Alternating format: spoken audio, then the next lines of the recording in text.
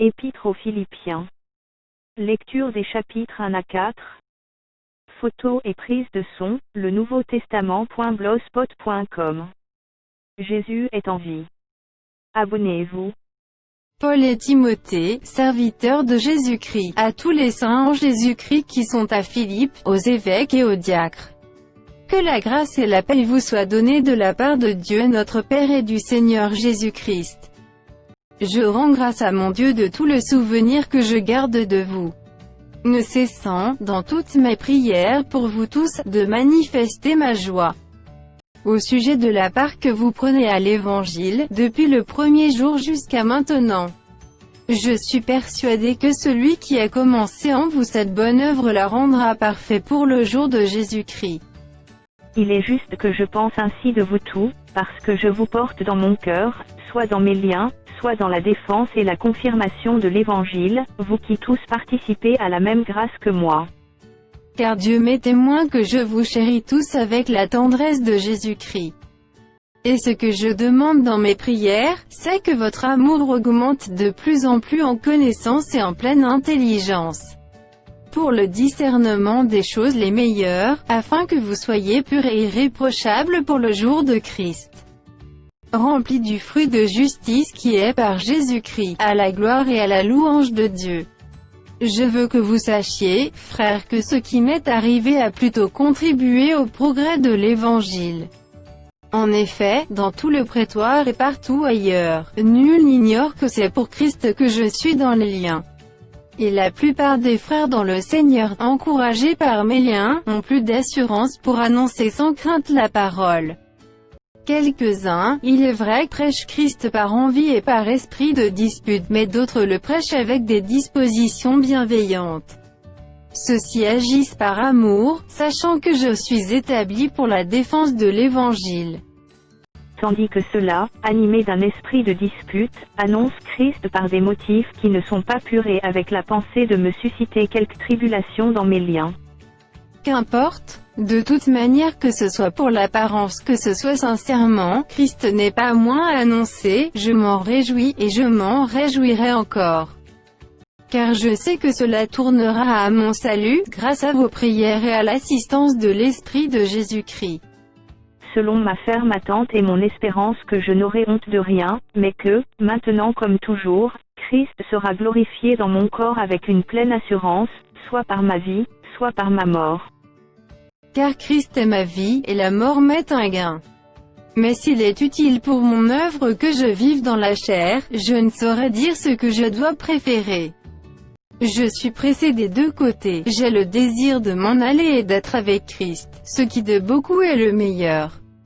Mais à cause de vous il est plus nécessaire que je demeure dans la chair. Et je suis persuadé, je sais que je demeurerai et que je resterai avec vous tous, pour votre avancement et pour votre joie dans la foi.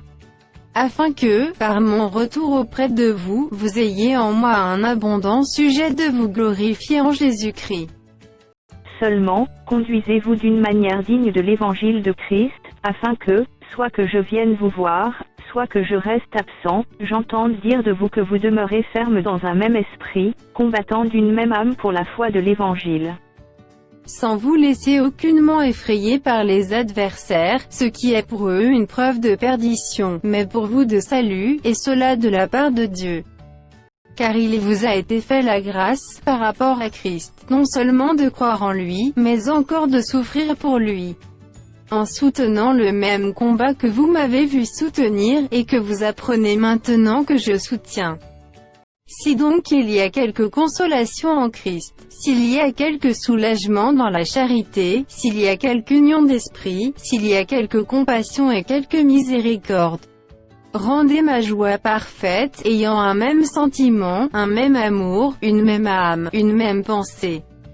Ne faites rien par esprit de parti ou par vaine gloire, mais que l'humilité vous fasse regarder les autres comme étant au-dessus de vous-même. Que chacun de vous, au lieu de considérer ses propres intérêts, considère aussi ceux des autres. Ayez en vous les sentiments qui étaient en Jésus-Christ, lequel, existant en forme de Dieu, n'a point regardé comme une proie arrachée d'être égal avec Dieu. mais s'est dépouillé lui-même, en prenant une forme de serviteur, en devenant semblable aux hommes. Et ayant paru comme un simple homme, il s'est humilié lui-même, se rendant obéissant jusqu'à la mort, même jusqu'à la mort de la croix. C'est pourquoi aussi Dieu l'a souverainement élevé, et lui a donné le nom qui est au-dessus de tout nom. Afin qu'au nom de Jésus tout genou fléchisse dans les cieux, sur la terre et sous la terre. Et que toute langue confesse que Jésus-Christ est Seigneur, à la gloire de Dieu le Père. Ainsi, mes bien-aimés, comme vous avez toujours obéi, travaillez à votre salut avec crainte et tremblement, non seulement comme en ma présence, mais bien plus encore maintenant que je suis absent. Car c'est Dieu qui produit en vous le vouloir et le faire, selon son bon plaisir. Faites toutes choses sans murmure ni hésitation. Afin que vous soyez irréprochables et purs, des enfants de Dieu irrépréhensibles au milieu d'une génération perverse et corrompue, parmi laquelle vous brillez comme des flambeaux dans le monde. Portant la parole de vie, et je pourrais me glorifier, au jour de Christ, de n'avoir pas couru en vain ni travaillé en vain. Et même si je sers de libation pour le sacrifice et pour le service de votre foi, je m'en réjouis, et je me réjouis avec vous tous. Vous aussi, réjouissez-vous de même, et réjouissez-vous avec moi. J'espère dans le Seigneur Jésus vous envoyer bientôt Timothée, afin d'être encouragé moi-même en apprenant ce qui vous concerne. Car je n'ai personne ici qui partage mes sentiments, pour prendre sincèrement à cœur votre situation. Tous, en effet, cherchent leurs propres intérêts, et non ceux de Jésus-Christ. Vous savez qu'il a été mis à l'épreuve, en se consacrant au service de l'Évangile avec moi, comme un enfant avec son père. J'espère donc vous l'envoyer dès que j'apercevrai l'issue de l'état où je suis. Et j'ai cette confiance dans le Seigneur que moi-même aussi j'irai bientôt. J'ai estimé nécessaire de vous envoyer mon frère Épaphrodite, mon compagnon d'œuvre et de combat, par qui vous m'avez fait parvenir de quoi pourvoir à mes besoins. Car il désirait vous voir tous, et il était fort en peine de ce que vous aviez appris sa maladie. Il a été malade, en effet, et tout près de la mort, mais Dieu a eu pitié de lui, et non seulement de lui, mais aussi de moi, afin que je n'eusse pas tristesse sur tristesse. Je l'ai donc envoyé avec d'autant plus d'empressement, afin que vous vous réjouissiez de le revoir, et que je sois moi-même moins triste. Recevez-le donc dans le Seigneur avec une joie entière, et honorez de tel homme. Car c'est pour l'œuvre de Christ qu'il a été près de la mort, ayant exposé sa vie afin de suppléer à votre absence dans le service que vous me rendiez. Au reste, mes frères, réjouissez-vous dans le Seigneur. Je ne me lasse point de vous écrire les mêmes choses, et pour vous cela est salutaire. Prenez garde aux chiens, prenez garde aux mauvais ouvriers, prenez garde aux faux circoncis.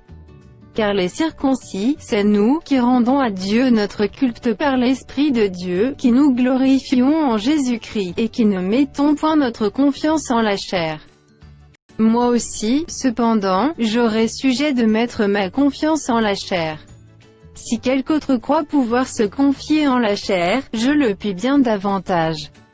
Moi, circoncis le 8e jour, de la race d'Israël, de la tribu de Benjamin, ébrené d'Hébreux, quant à la loi, pharisien. Quant au zèle, persécuteur de l'Église, irréprochable à l'égard de la justice de la loi. Mais ces choses qui étaient pour moi des gains, je les ai regardées comme une perte, à cause de Christ. Et même je regarde toutes choses comme une perte, à cause de l'excellence de la connaissance de Jésus-Christ mon Seigneur, pour lequel j'ai renoncé à tout, et je les regarde comme de la boue, afin de gagner Christ. Et d'être trouvé en lui, non avec ma justice, celle qui vient de la loi, mais avec celle qui s'obtient par la foi en Christ, la justice qui vient de Dieu par la foi. Afin de connaître Christ, et la puissance de sa résurrection, et la communion de ses souffrances, en devenant conforme à lui dans sa mort. Pour parvenir, si je puis, à la résurrection d'entre les morts. Ce n'est pas que j'aille déjà remporté le prix, ou que j'aille déjà atteint la perfection, mais je cours, pour tâcher de le saisir, puisque moi aussi j'ai été saisi par Jésus-Christ. Frère, je ne pense pas l'avoir saisi, mais je fais une chose, oubliant ce qui est en arrière et me portant vers ce qui est en avant.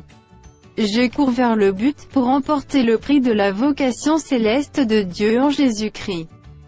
Nous tous donc qui sommes parfaits, ayons cette même pensée, et si vous êtes en quelque point dans notre avis, Dieu vous éclairera aussi là-dessus.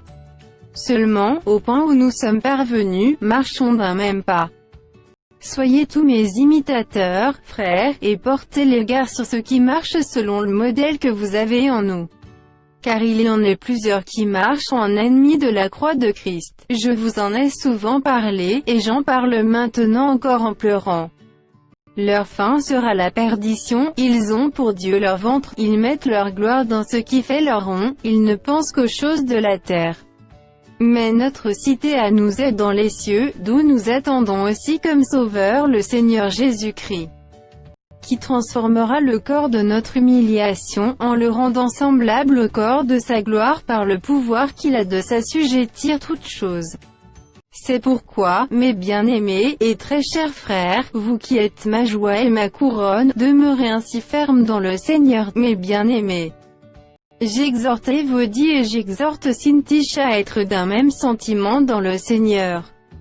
Et toi aussi, fidèle collègue, oui, je te prie de les aider, elles qui ont combattu pour l'Évangile avec moi, et avec Clément et mes autres compagnons d'œuvre, dont les noms sont dans le livre de vie.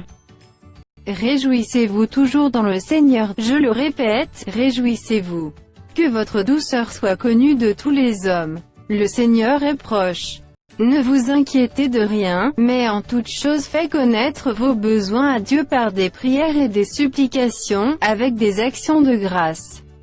Et la paix de Dieu, qui surpasse toute intelligence, gardera vos cœurs et vos pensées en Jésus-Christ. Au reste, frères, que tout ce qui est vrai, tout ce qui est honorable, tout ce qui est juste, tout ce qui est pur, tout ce qui est aimable, tout ce qui mérite l'approbation, ce qui est vertueux et digne de louange, soit l'objet de vos pensées. Ce que vous avez appris, reçu et entendu de moi, et ce que vous avez vu en moi, pratiquez-le. Et le Dieu de paix sera avec vous. J'ai éprouvé une grande joie dans le Seigneur de ce que vous avez pu enfin renouveler l'expression de vos sentiments pour moi, vous y pensiez bien, mais l'occasion vous manquait. Ce n'est pas en vue de mes besoins que je dis cela, car j'ai appris à être content de l'état où je me trouve. Je sais vivre dans l'humiliation, et je sais vivre dans l'abondance. En tout et partout j'ai appris à être rassasié et à avoir faim, à être dans l'abondance et à être dans la disette. Je puis tout par celui qui me fortifie. Cependant vous avez bien fait de prendre part à ma détresse. Vous le savez vous-même, Philippiens, au commencement de la prédication de l'Évangile, lorsque je partis de la Macédoine, aucune église n'entra en compte avec moi pour ce qu'elle donnait et recevait, vous fûtes les seuls à le faire. Car vous m'envoyez déjà à Thessalonique, et à 2 reprises, de quoi pourvoir à mes besoins. Ce n'est pas que je recherche les dons, mais je recherche le fruit qui abonde pour votre compte. J'ai tout reçu, et je suis dans l'abondance, j'ai été comblé de bien, en recevant par Épaphrodite ce qui vient de vous comme un parfum de bonne odeur, un sacrifice que Dieu accepte, et qui lui est agréable. Et mon Dieu pourvoira à tous vos besoins selon sa richesse, avec gloire, en Jésus-Christ. À notre Dieu et Père soit la gloire au siècle des siècles. Amen. Saluez tous les saints en Jésus-Christ. Les frères qui sont avec moi vous saluent. Tous les saints vous saluent, et principalement ceux de la maison de César. Que la grâce du Seigneur Jésus-Christ soit avec votre esprit.